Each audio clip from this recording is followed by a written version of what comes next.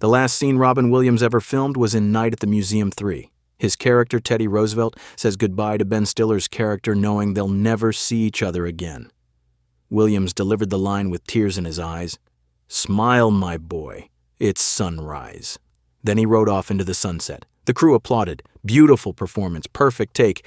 Nobody knew Robin Williams was saying goodbye to them, to acting, to life. 3 weeks later, he was dead. But here's what nobody knew during that shoot. Robin Williams had been diagnosed with terminal Lewy Body Dementia 4 months earlier. His brain was shutting down. He was hallucinating, forgetting where he was, unable to remember lines he'd known for decades. Doctors said he had less than a year of cognitive function left. Most actors would retire. Robin took 4 more roles, performed stand-up, visited children's hospitals, and delivered his finest work while his mind was being destroyed. This is about the 11 months between diagnosis and death, and why Robin Williams' final act of courage was pretending everything was fine.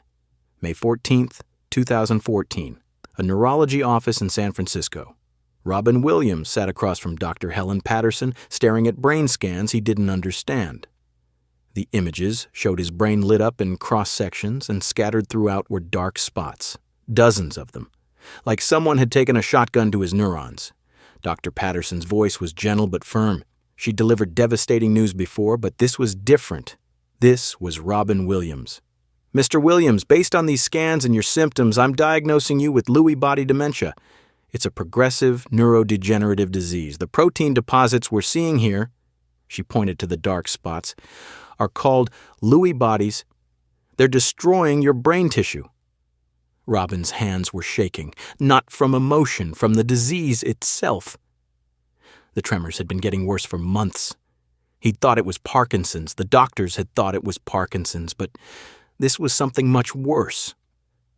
"How long do I have?" Dr. Patterson hesitated. This was always the hardest part. "Your cognitive function will deteriorate rapidly. The hallucinations you've been experiencing will intensify. Memory loss will accelerate. Based on the spread we're seeing, I'd estimate less than a year of functional cognitive ability. Maybe 6 months before you won't recognize your family." Robin absorbed this information with the same brain that was being described as terminal. The fastest mind in comedy. The brain that could do 50 voices in 60 seconds, that could improvise for hours, that had made millions of people laugh for 4 decades. That brain had maybe 6 months left. Is there treatment? "We can manage symptoms, slow progression slightly, but Mr. Williams, I need to be honest with you. This disease is brutal. Patients experience vivid hallucinations, paranoia, severe anxiety, rapid personality changes. Many describe it as watching themselves go insane in real time. I strongly recommend you start preparing, tell your family, make arrangements, consider retirement." Robin nodded slowly. His wife, Susan, was in the waiting room. He'd have to tell her their worst fears were confirmed. He'd have to tell his children their father was dying and there was nothing anyone could do about it. Most people in his position would retire immediately, step back from public life, spend their remaining coherent months with family. Robin Williams decided to do the exact opposite. Over the next 3 weeks, Robin took 4 film roles. He signed on for Night at the Museum 3, already in production. He committed to Boulevard, an independent drama. He agreed to do voice work for absolutely anything, and he started planning a return to stand-up comedy. His agent thought he was having a manic episode. His manager suggested he slow down. Robin refused. "I have less than a year," he told them privately. "I'm going to use every second of it." But here's what Robin didn't tell anyone outside his immediate family. He was already experiencing the symptoms Dr. Patterson had warned him about. He was hallucinating, not mild visual distortions, full, vivid, terrifying hallucinations. He'd see people in his house who weren't there. He'd have complete conversations with them before realizing they were phantoms. One night, he woke up convinced there were strangers in his bedroom. Susan had to physically show him they were alone. It took 20 minutes to convince him the intruders weren't real. His memory was failing in terrifying ways. He'd forget where he was. Mid-conversation, he'd lose track of what year it was. He'd look at Susan and momentarily not recognize her. These episodes lasted seconds, maybe a minute, but they were increasing in frequency, and the fear was constant. Robin Williams, who'd spent his life making people laugh, was terrified he was going insane. The paranoia was worse than the hallucinations. He became convinced he was being followed, that people were plotting against him, that he was going to lose all his money. None of it was real, but his diseased brain couldn't tell the difference between reality and delusion. Susan would find him at 3 a.m. pacing the house, agitated, unable to sleep, convinced something terrible was about to happen. The Lewy bodies in his brain were creating a nightmare he couldn't escape. In June 2014, Robin reported to the set a night at the Museum 3. It was his third time playing Teddy Roosevelt, the wax figure who comes to life. He knew this character. He'd played him twice before. The role should have been easy. It wasn't. On the first day of shooting, director Sean Levy called action and Robin stood there, frozen. The line was gone. Completely gone. He'd known it 30 seconds ago. He'd rehearsed it that morning, but standing in front of the camera, it had vanished from his brain. "Robin, you okay?" Levy asked. Robin blinked, smiled. "Sorry, senior." Moment. "Can we go again?" They went again. Robin nailed it on the second take. But Levy noticed something was different. Robin had always been the guy who did 20 takes because he kept improvising new jokes. Now he seemed relieved just to get through the scripted lines. Between takes, Levy saw Robin reviewing his lines obsessively, mouthing them to himself, terrified he'd forget them again. Ben Stiller, Robin's co-star and friend, noticed it too. They'd worked together on 3 Night at the Museum films. Robin had always been manic on set, doing voices, cracking jokes, keeping everyone laughing. This time he was quieter, more withdrawn. He'd disappear between scenes. Stiller would find him sitting alone in his trailer, staring at the script, his hands shaking. "You sure you're okay, man?" Stiller asked one day. Yeah, just tired, not sleeping great." Robin forced a smile. It was convincing. He'd spent 40 years learning how to fake being okay. But the truth was, the night before he'd woken up screaming from a nightmare so vivid he couldn't distinguish it from reality. Susan had to hold him for an hour while he sobbed, convinced he was losing his mind. What nobody on set knew was that Robin was hallucinating during filming. Between takes, he'd see people who weren't there, crew members who didn't exist. He'd turn to say something to them and realize they were phantoms. He learned to hide it, to not react, to pretend he wasn't seeing things. But the effort of maintaining that facade, of pretending to be normal while his brain misfired constantly, was exhausting. One scene required Robin to deliver a monologue about the meaning of life. 8 lines. He'd done monologues 1,000 times. This should have been simple. They shot 47 takes. Robin kept forgetting lines mid-sentence. He'd start strong, get 3 lines in, and his brain would just stop. The words would vanish. He'd stand there, looking lost, terrified, until the script supervisor fed him the next line. After take 30, Levy suggested they break for the day. Robin refused. "No, we're finishing this. I can do this." On take 47, Robin delivered the monologue perfectly. The crew applauded. Levy called it a wrap. Robin went back to his trailer and cried, because he knew what that struggle meant. His brain was shutting down faster than the doctors predicted. If he couldn't remember 8 lines, how long until he couldn't remember his own name? Despite the deterioration, despite the daily terror of losing his mind, Robin kept working. In July, he flew to New York to shoot Boulevard, a small, independent film about a married man confronting his sexuality late in life. The role was emotionally demanding, requiring subtle, nuanced performance.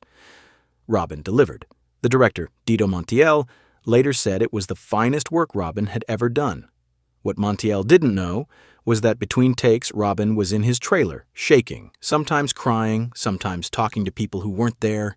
In August, Robin did stand-up comedy, small clubs, unannounced shows, just him and a microphone and an audience that had no idea they were watching a dying man perform. He'd forget punchlines. He'd lose his train of thought, but he'd improvise his way through it, and the audiences never knew anything was wrong. They just thought Robin Williams was trying new material.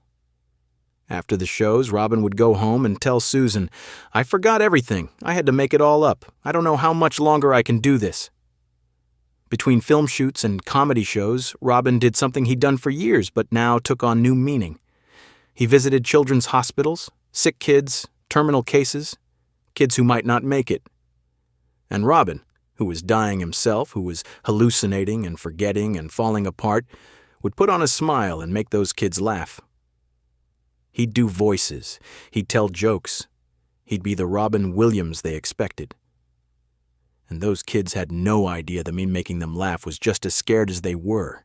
The effort of maintaining normalcy was destroying him. Susan watched her husband fight a battle nobody could see. In public, he was Robin Williams. In private, he was a man watching his brain betray him. He'd have good days where he felt almost normal. Then he'd have days where he couldn't remember what year it was, where he'd see dead people walking through his house, where he'd be convinced the walls were closing in. The Lewy Body Dementia was relentless. By late August, Robin was back on the night at the Museum 3 set for final scenes. One of those scenes was Teddy Roosevelt's goodbye. In the script, Roosevelt knows he's dying. The magic that keeps him alive is fading. He has to say goodbye to Larry, played by Stiller, knowing they'll never see each other again. It's a beautiful, poignant scene, and Robin understood it in a way nobody else could. They set up the shot. Robin on horseback, dressed as Teddy Roosevelt. Stiller standing beside him. The scene called for Roosevelt to deliver a final piece of wisdom, then ride off into the sunrise. Levy called action. Robin and Stiller performed the dialogue. Then came Roosevelt's final line. "Smile, my boy. It's sunrise." Robin delivered the line with tears in his eyes. Real tears, because he knew what nobody else on that set knew. This wasn't just Roosevelt saying goodbye to Larry. This was Robin Williams saying goodbye to acting, to performing, to life. He knew this would be his last filmed scene. The Lewy Body Dementia was accelerating. He could feel his brain shutting down more each day. This was his farewell. Then Robin spurred his horse and rode toward the horizon. The camera followed him as he disappeared into golden light. Levy yelled, "Cut." The entire crew applauded. It was a perfect take. Beautiful. Moving. Stiller hugged Robin when he came back from the shot.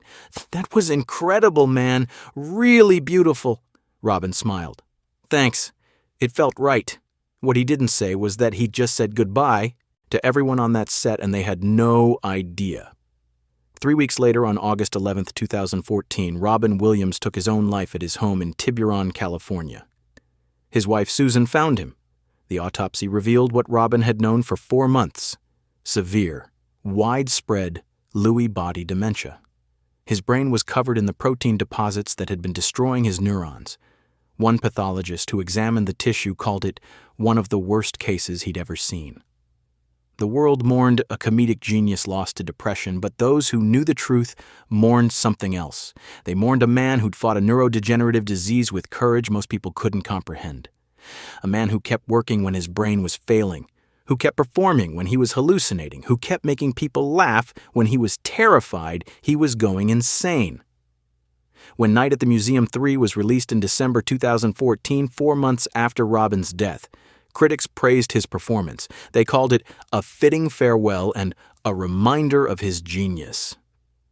Audiences watched Teddy Roosevelt ride into the sunrise and cried, finally understanding what they'd witnessed. That wasn't acting. That was Robin Williams saying goodbye. Ben Stiller gave interviews about the film and broke down talking about Robin. "I knew something was different. I knew he was struggling, but I had no idea. None of us did. He hit it so well. And now I watch that final scene and I understand. He was telling us goodbye and we didn't know." Susan Williams has spoken publicly about those final 11 months. Robin was terrified. He thought he was going crazy. The hallucinations, the paranoia, the memory loss. It was torture. But he kept working because performing was the only time he felt like himself. The only time the disease couldn't touch him. Even when his brain was shutting down, when he stepped in front of a camera or an audience, he was Robin Williams. That's why he kept going. He was fighting for every last moment of being himself. The director of Boulevard, Dito Montiel, didn't learn about Robin's diagnosis until after his death. When I found out, I went back and watched the footage. Knowing what he was going through, knowing he was dying, knowing he was hallucinating between takes, his performance becomes even more powerful. He was playing a man confronting truth about himself late in life, and Robin was doing the same thing. He was fighting his own truth every second of every day. What nobody knew during those final 11 months was just how much effort it took for Robin to appear normal. Every joke was a battle. Every performance was a war against a brain that was betraying him. Every smile hid fear. Every moment of seeming normalcy required superhuman strength. Robin Williams spent his final months pretending everything was fine while his mind was being destroyed. Today, the final scene from Night at the Museum 3, Teddy Roosevelt riding into the sunrise, is used in Lewy Body Dementia awareness campaigns. That moment, "Smile, my boy, it's sunrise," has become a symbol of fighting with grace, of facing the end with courage, of choosing to bring light even when you're surrounded by darkness. Robin's widow, Susan, works with the Lewy Body Dementia Association, educating people about this cruel disease that nobody understands until it's too late. And every year, on the anniversary of Robin's death, Ben Stiller posts that final scene on social media with a simple caption, "Smile, my boy. It's sunrise. Miss you, Robin? Thank you for showing us what courage looks like." Robin Williams' final act wasn't a comedy special or a dramatic role. It was 11 months of pretending to be fine while dying. 11 months of making people laugh while terrified. 11 months of performing while his brain shut down. And his final filmed words, "Smile, my boy. It's sunrise," weren't just a scripted line. They were his philosophy. Keep smiling. Keep moving forward, even when the darkness is overwhelming, especially then. Find the sunrise. If this story of courage in the face of unimaginable fear moved you, make sure to subscribe and hit that like button. Share this with someone who's fighting their own invisible battle. Have you ever had to pretend to be strong when you were falling apart? Let us know in the comments below. And don't forget to ring that notification bell for more incredible true stories about the hidden struggles behind Hollywood's brightest stars and the courage it takes to keep going when everything inside you is breaking.